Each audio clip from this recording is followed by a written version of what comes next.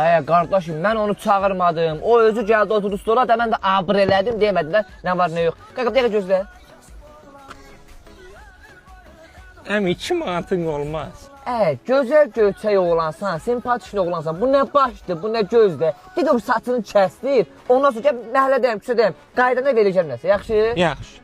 Qaqa qırdım getdi qaqa. Məndə pul var, deyirlər pul ver. Əmi saçımı da xıtırdım, mən o pulu nətər eləyək? Qaqa inanırsan üstündə nəqd yoxdur. Hə. Məndə ancaq belə kartda deyər. Eybi yox da post terminalla həll eləyək 2 manat. Ödə. Qaqa məndə təməssül ödəniş işləmir. Mənə terminal lazımdır ki, mən kartı salam pul çıxaram, yoxsa verərdim. Yaxşı, qoy görüm nə qarım, göz. Yaxşı. Onu deyirəm qaqa, bu fıra...